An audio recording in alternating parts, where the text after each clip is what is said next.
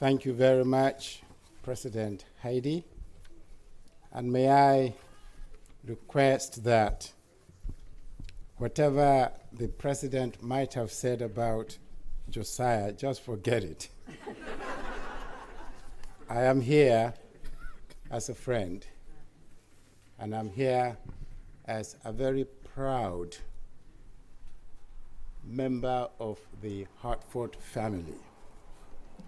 And so in my country, Nigeria, not my adopted country, England, we say all protocols observed. That means I've recognized the presence of the president, the dean, the representative of the board of trustees, all the big dignitaries here, and particularly the members of my family who are sitting right in front of me. And of course, the family members and friends of my brothers and sisters who are graduating today. May I also add that my accent is not American. So if you're finding it extremely difficult to follow this non-American, just wave.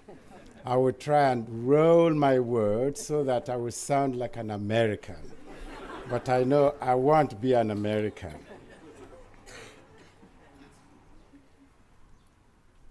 I see it as a very special privilege to be invited. And President Heidi is she's a very difficult person. If you want something, she knows how to get it. And since she came here, she's always made sure I am kept informed of what is happening within the seminary and outside the seminary.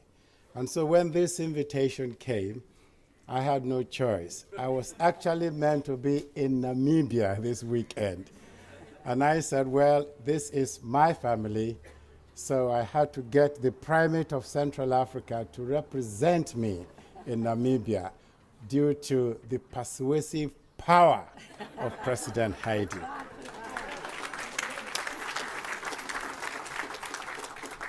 So I am indeed very happy and honored to join you on this proud and happy occasion, your graduation.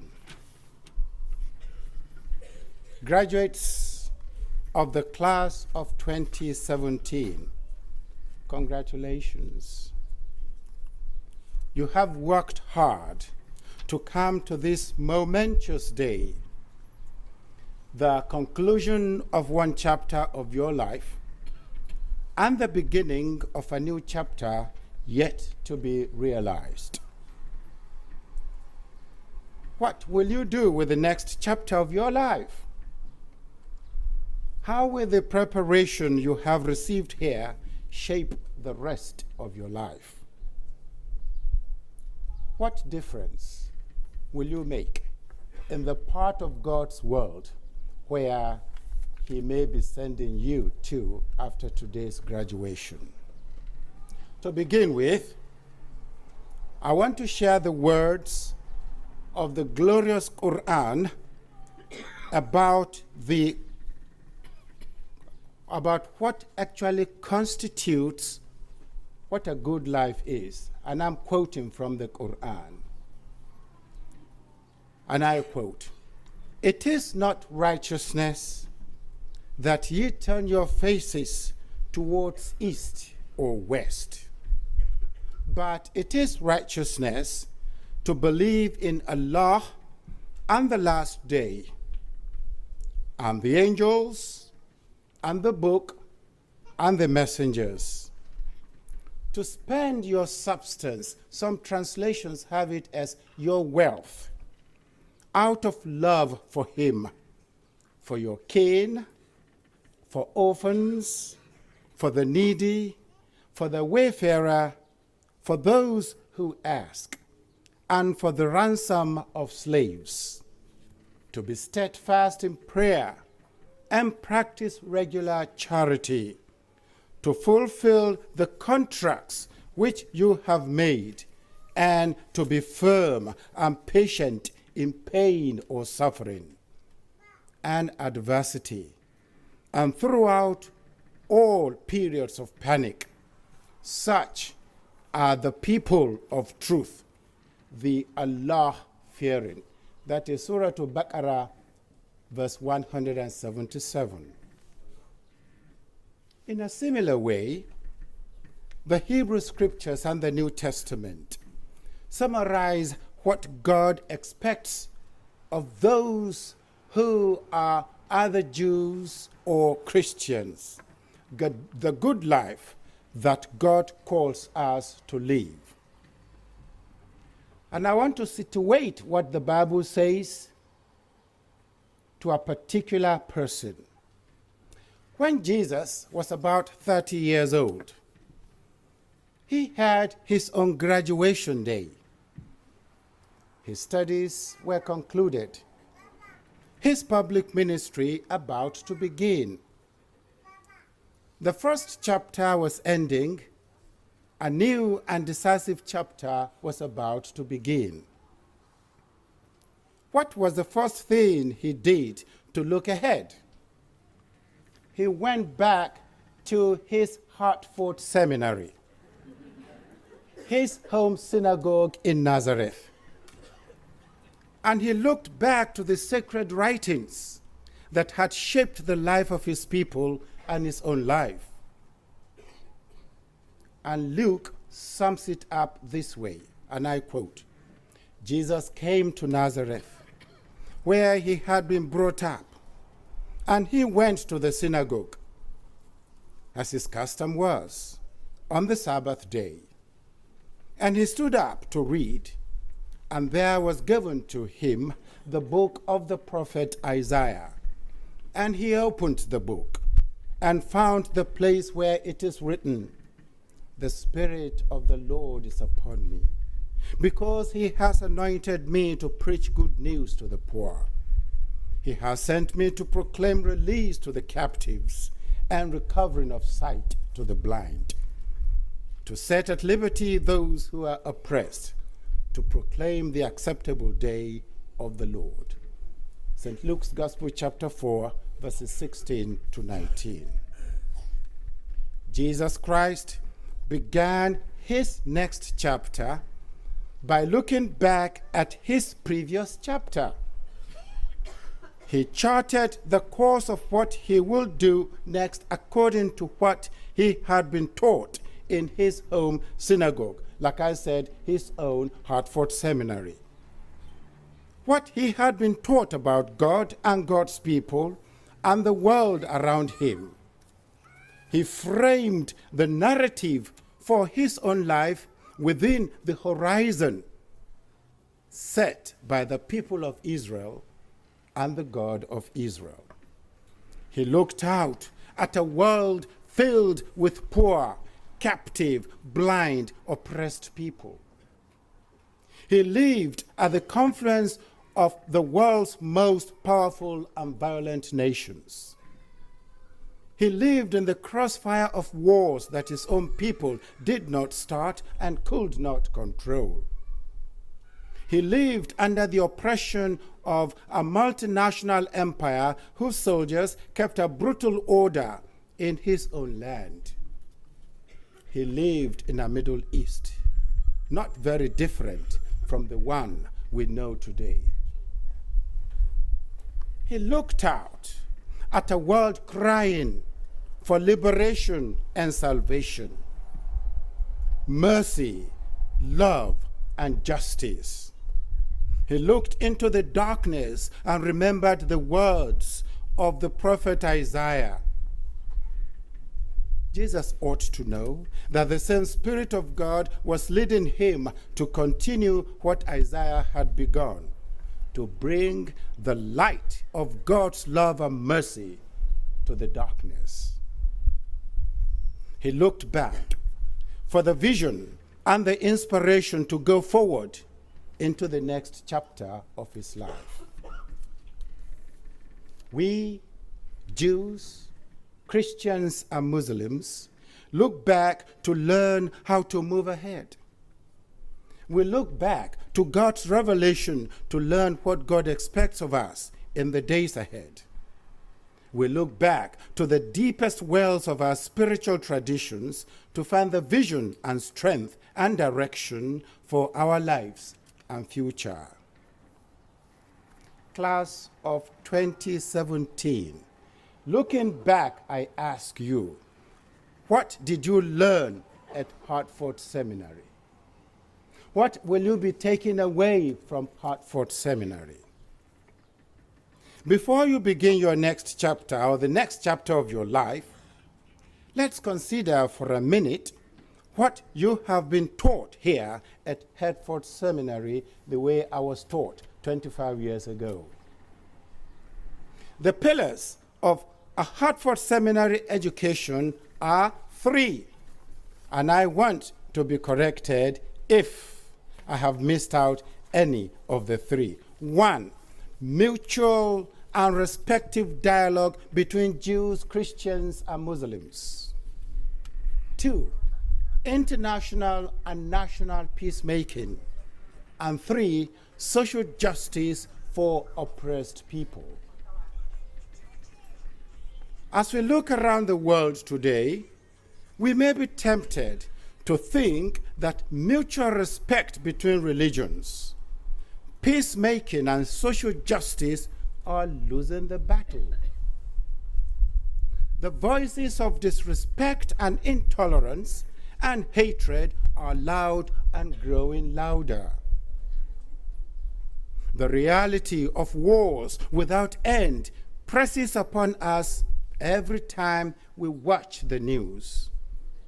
Social injustice for oppressed minorities is bad, and it's even getting worse. Politicians, and dare I say, religious leaders all over the world are encouraging us to gather in our own tribes and get tough with those who are not members of our tribe. Build walls, tear down the bridges. That is the message we are receiving. And so people are beginning to ask, what good can talk about mutual respect, tolerance, peacemaking, and social justice do in the face of such powerful forces at work in our world today? Let me tell you what difference a Hartford Seminary education has made in the world I have lived in since I graduated here 25 years ago. You have just been told where I come from, Nigeria. My country is a nation well acquainted with religious divisions, tribal animosities, and violence flowing from those divisions and animosities. And I am a victim of such animosities, and I thank God for it. Here is what difference Hartford Seminary values have made in the part of Nigeria where I come from. 1, I have spent the past 25 years working with various groups of Christians and Muslims to build mutually respectful relationships between individuals and communities of faith, particularly communities or Muslim and Christian communities. Most recently, we have begun the Kaduna Center for the Study of Christian-Muslim Relations. This center is focused mainly on producing well-informed Christian leaders, both lay and ordained, for a non-confrontational engagement with our Muslim neighbors. And dare I say here, my target was the Pentecostal pastors in particular. And I will explain. 2, when I was here at Hartford Seminary 25 years ago, a fellow student who is sitting right in front of me invited me to her church, not very far from here. I won't mention names. In the years since then, the church has worked with us in northern Nigeria to build and run medical clinics. We started one 15 years ago. In those years, we have provided medical care to more than 200,000 people. Christians, Muslims, and members of what we call African traditional religions. We treat everyone with kindness and love and mutual respect. We bring healing and hope, love and mercy through medical care. And we bring healing to the interreligious animosities that hurt our society. We're now building 3 more clinics in different parts of that state. And we've even gone beyond the state. We're now hoping that in the next 10 years, our plan is to help more than 1 million people through these clinics. The third story is that 12 years ago, I encouraged one of my younger bishop colleagues to come to Hartford Seminary and study. While he was here, he began a partnership with another local church not far from here. That partnership has flourished, and they have built a school which welcomes Christians and Muslims to learn together, children. On the grounds of that same school, they are now building a hospital which will treat people of all faiths with equal respect and dignity. They are bringing education, hope, healing, and peacemaking to a very difficult part of the northern part of Nigeria, which is predominantly Muslim. Brothers and sisters, these are 3 stories of what difference a few committed individuals have made. 3 stories of Hartford Seminary values in action. 3 examples of God working through people to bring some light to the darkness that seems to overwhelm his world. I could tell many more stories like these, but I'm sure you get the message. When individuals and small groups of people take seriously what they have learned and experienced at Hartford Seminary, the vocation of mutual respect, peacemaking, and social justice, they don't just sit around and talk about it. They live it out. I think one of your states in this country, the state of Missouri, what is the slogan? What? Show me. 2017 graduates, show us. Hartford Seminary graduates, we are called upon to live out the values of this seminary. And in living it out, you can change the parts of the world where God will be sending you. So, brothers and sisters, what about you? What will you do in the next chapter of your life?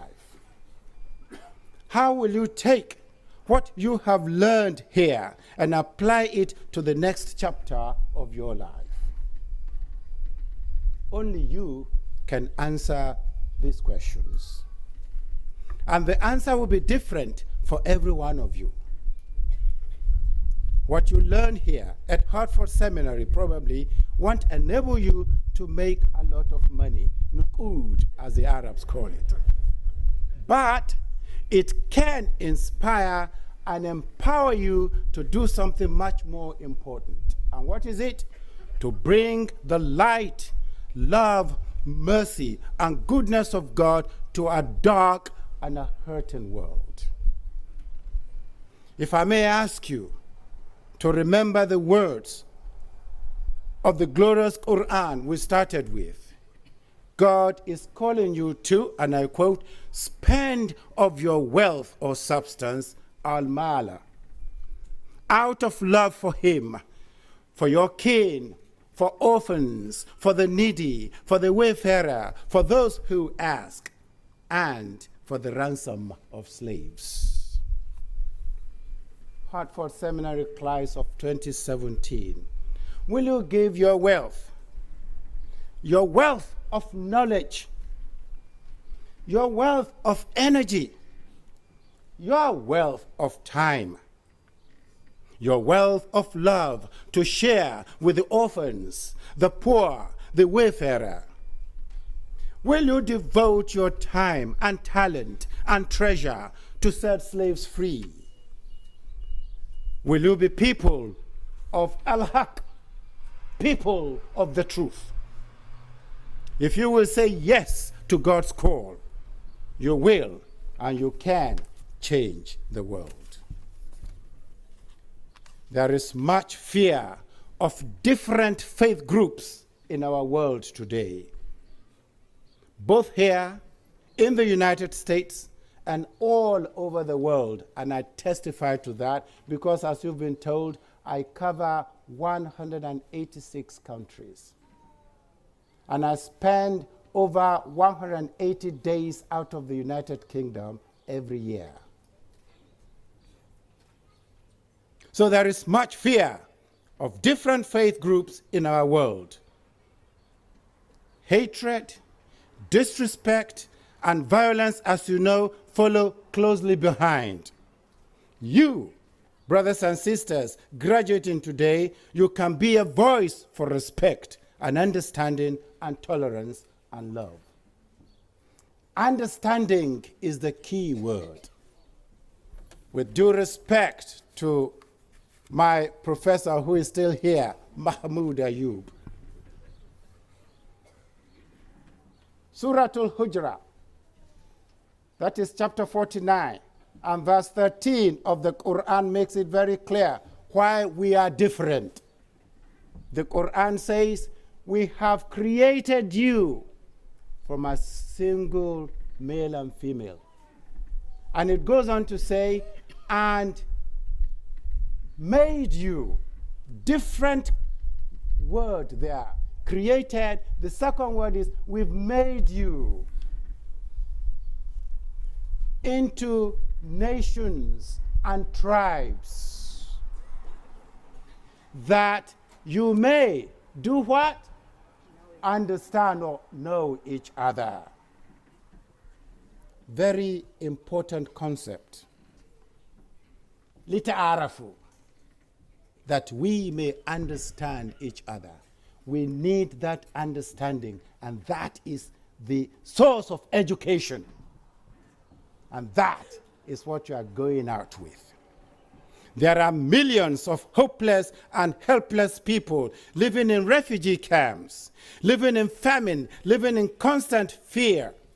You, brothers and sisters, graduating today, can offer the hand of kindness, love, and mercy by doing practical things to bring hope, food, and shelter to ameliorate the suffering and bring hope to these hopeless situations. There are millions of innocent people caught in the crossfire of wars they did not start and do not perpetuate. You, my brothers and sisters, graduating today, can be peacemakers and join other peacemakers in helping these wars to cease. You can be a light in the darkness. You can be love to the loveless. You can be healing to the sick and lame and blind. You can be mercy to those hungry for bread, hungry for hope, hungry for love. The Spirit of the Lord is upon you. The Spirit of the Lord is calling you. The Spirit of the Lord has a great love for the people of this broken world. Will you answer his call with your life as you graduate today? Will you be available to the work of God he's calling you to participate with him? Will you bring good news to the poor? Will you open the prison doors and let the captives go free? Will you bring healing and sight to the blind? And will you set at liberty those who are oppressed? Hartford Seminary class of 2017. Each and every one of you must answer that question for yourself. My hope and prayer for all of you is that God will find in you a willing instrument of his perfect love. Congratulations, Mabruk.